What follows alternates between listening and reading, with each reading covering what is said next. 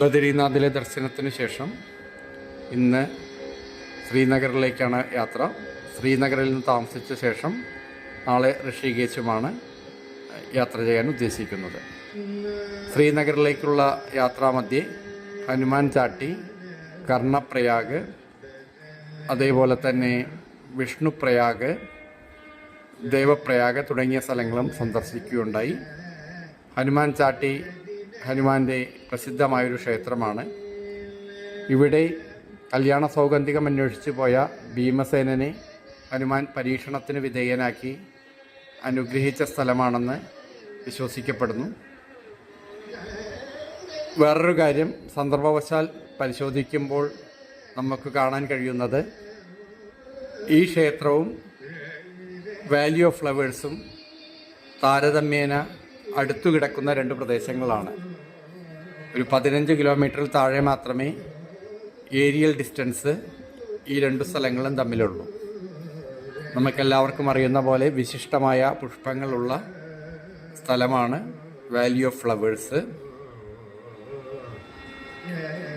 ഇപ്പോൾ നമ്മൾ കണ്ടുകൊണ്ടിരിക്കുന്നത് ഹനുമാൻ ചാട്ടിയാണ്.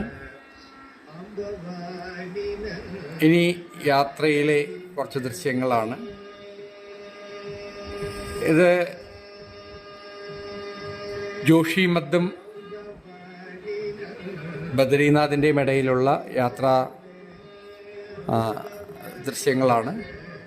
ഈ ദൃശ്യങ്ങൾ നമുക്ക് ഇന്നലെ പകർത്താൻ സാധിച്ചിരുന്നില്ല, ഇന്നലെ മിഞ്ഞാന്ന് യാത്ര ചെയ്യുമ്പോൾ. കാരണം രാത്രി സമയത്താണ് നമ്മൾ ഈ ഭാഗത്തിലൂടെ യാത്ര ചെയ്തത്. അതുകൊണ്ടാണ് ഈ വീഡിയോയിൽ ഇത് ഉൾക്കൊള്ളിച്ചിരിക്കുന്നത്.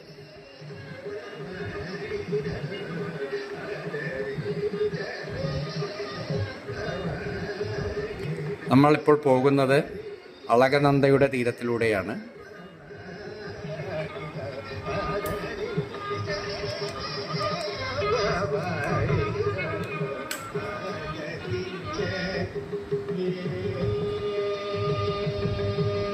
പ്രയാസമേറിയ വഴിയാണ്.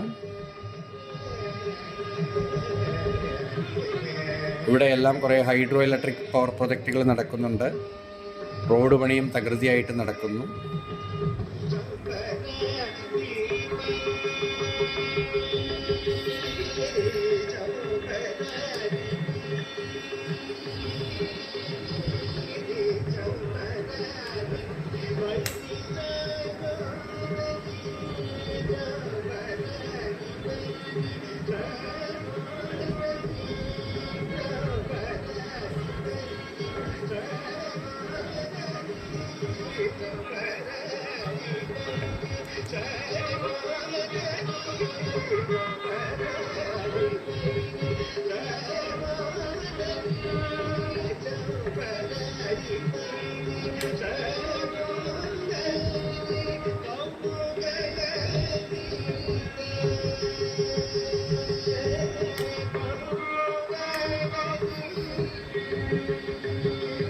മറ്റു ഹിമാലയൻ യാത്രകളെ പോലെ തന്നെ ഇവിടെയും യാത്ര ഉടനീളം മനോഹര ദൃശ്യങ്ങളാണ് നമുക്ക് മുന്നിലുള്ളത്.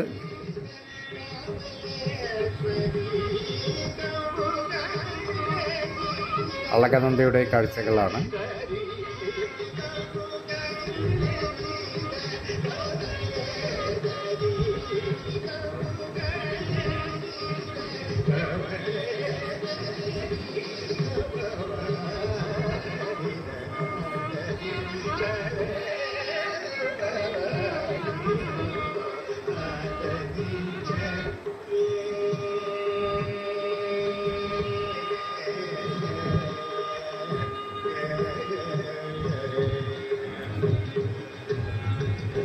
ഇപ്പോൾ നമ്മൾ എത്തിയിരിക്കുന്നത് വിഷ്ണുപ്രയാഗിലാണ്.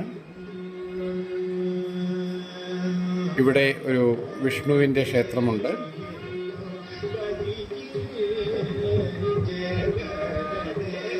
വിഷ്ണുപ്രയാഗ് ജോഷിമത്തിൽ തന്നെയാണ് സ്ഥിതി ചെയ്യുന്നത്.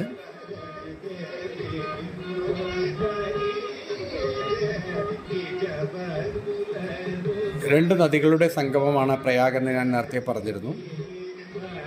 ഇവിടെ അളകനന്ദയും പിണ്ടഗംഗയും ചേർന്ന് അളകനന്ദയായിട്ടാണ് ഒഴുകുന്നത്. ആ ക്ഷേത്രത്തിൽ നിന്നുമുള്ള ദൃശ്യങ്ങളാണ് ഇപ്പോൾ കാണുന്നത്.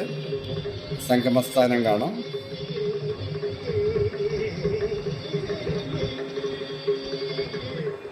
രണ്ടു നദികൾ വരുന്നു.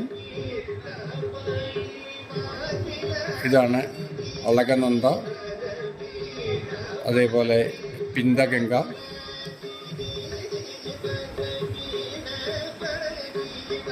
ജോഷിമഠ് ശരിക്കും ശങ്കരാചാര്യരുടെ പീഠങ്ങളിൽ ഒന്നാണ്. ഈ യാത്രയിലെ ഏറ്റവും വലിയൊരു ന്യൂനതയായിട്ട് എനിക്ക് തോന്നിയത് ജോഷിമഠിൽ ഇറങ്ങുകയോ ശങ്കരാചാര്യ സ്വാമികളുടെ ദർശനം നടത്തുവാനോ കഴിഞ്ഞില്ല എന്നുള്ളതാണ്. ജോഷിമഠ് ഞങ്ങൾക്ക് സന്ദർശിച്ചില്ല, വഴിയിൽ കണ്ടത് മാത്രമേ ഉണ്ടായുള്ളൂ. പലപ്പോഴും ഈ ഗ്രൂപ്പുകളുടെ കൂടെ പോകുമ്പോഴുള്ള വലിയൊരു ന്യൂനത അതാണ്. ചില സന്ദർശിക്കേണ്ട സ്ഥലങ്ങൾ നമുക്ക് ഒഴിവാക്കേണ്ടി വരും. അത് വല്ലാത്തൊരു പോരായ്മയാണ്. ഇത്രയും ദൂരം യാത്ര ചെയ്ത് ജോഷിമഠിൽ ദർശനം നടത്താതെ പോയതിൽ വല്ലാത്തൊരു വിഷമം എനിക്കുണ്ട്. ഇപ്പോൾ പിണ്ടഗംഗയും ഗൗളഗംഗയാണ്, പിണ്ടഗംഗയല്ല, ക്ഷമിക്കണം, ഗൗളഗംഗയും അതേപോലെ തന്നെ അളകനന്ദയും ചേർന്നതാണ്. ഞാൻ തെറ്റിപ്പറഞ്ഞതാണ്, ഗൗളഗംഗയാണ്.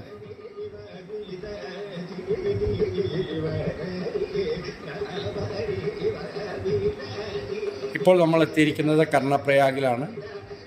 കർണപ്രയാഗിലാണ് ഞാൻ നേരത്തെ പറഞ്ഞ പോലെ പിണ്ട റിവറും അതേപോലെ അളകനന്ദയും കൂടിച്ചേരുന്ന സംഗമസ്ഥലം.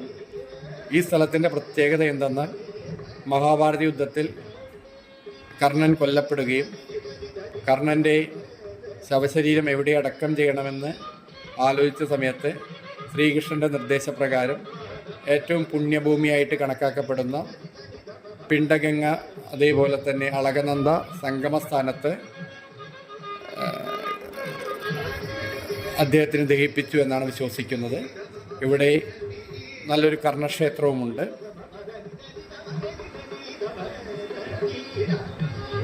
ഇതാണ് കർണപ്രയാഗ്. പിണ്ടഗംഗ അളകനന്ദ ചേർന്ന് അളകനന്ദയായിട്ട് ഒഴുകുന്ന സ്ഥലം.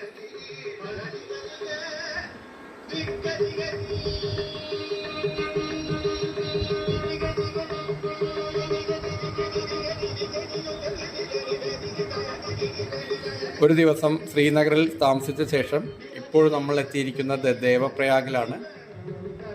ദേവപ്രയാഗിൽ ഒരു വലിയ ശ്രീരാമസ്വാമി ക്ഷേത്രമുണ്ട്. അവിടെ ദർശനം ചെയ്ത ശേഷം അളകനന്ദയും അതേപോലെ നമ്മുടെ ഭഗീരഥിയും കൂടിച്ചേർന്ന് ഗംഗയായി ഒഴുകുന്ന ഈ സംഗമത്തെയാണ് ദേവപ്രയാഗ് എന്ന് പറയുന്നത്. ഇപ്പോൾ നമ്മൾ കാണുന്നത് ശ്രീരാമസ്വാമി ക്ഷേത്രത്തിൻ്റെ ദൃശ്യങ്ങളാണ്. ഇവിടെ നിന്ന് നമ്മൾ സംഗം ഘാട്ടിലേക്ക് എത്തുകയാണ്. ഇവിടെയും സ്നാനം ചെയ്യുക വലിയൊരു പുണ്യമായി കണക്കാക്കുന്നു. അതുകൊണ്ട് തന്നെ ഇവിടെ കുളിക്കുവാനും മറ്റുമുള്ള സൗകര്യങ്ങളുണ്ട്. അതിശക്തമായ ഒഴുക്കാണ്. അളകനന്ദ അതേപോലെ തന്നെ ഭഗീരഥിയും സംഗമിക്കുന്ന സ്ഥലം.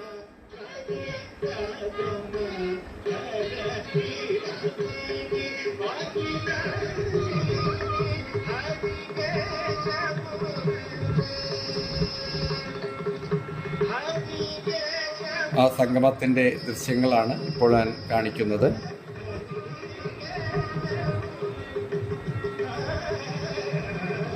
അതിശക്തമായ ഒഴുക്കാണ് ഇവിടെ. അളകനന്ദയും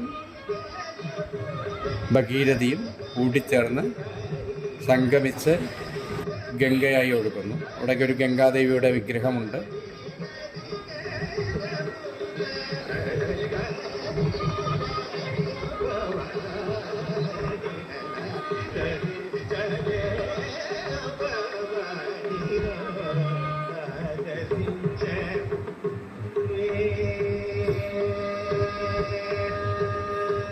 ദേവപ്രയാഗ് അതിൻ്റെ ഒരു ചെറിയ തോതിലുള്ള ചിത്രീകരണമാണ് കാണിച്ചിരിക്കുന്നത്. മനോഹരമായ കാഴ്ചകളാണ്. ഇവിടെ നിന്ന് നമ്മുടെ സെൻട്രൽ സാൻസ്ക്രിറ്റ് യൂണിവേഴ്സിറ്റി നമുക്ക് കാണാൻ സാധിക്കും. ഒരു മലഞ്ചെരുവിൽ അതിവിപുലമായ ഒരു കെട്ടിടത്തിലാണ് സെൻട്രൽ സാൻസ്ക്രിറ്റ് യൂണിവേഴ്സിറ്റി സ്ഥിതി ചെയ്യുന്നത്. അതിനെയും ഫോക്കസ് ചെയ്ത് കാണിക്കാൻ ശ്രമിക്കാം.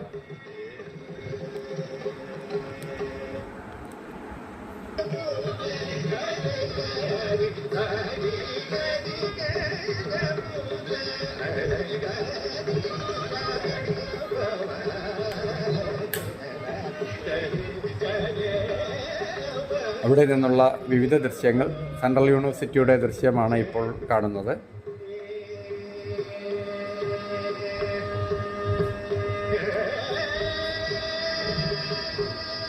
സംസ്കൃത സർവകലാശാല,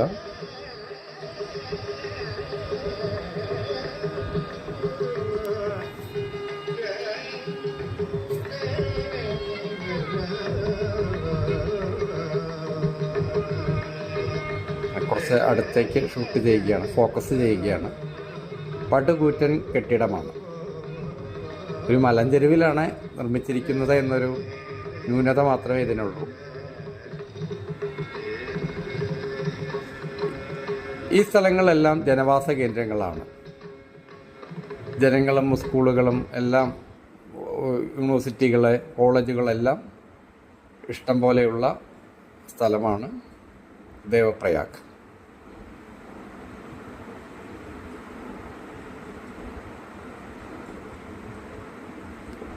ഈ വീഡിയോ ഇവിടെ അവസാനിപ്പിക്കുകയാണ്. കണ്ട എല്ലാവർക്കും നന്ദി, നമസ്കാരം.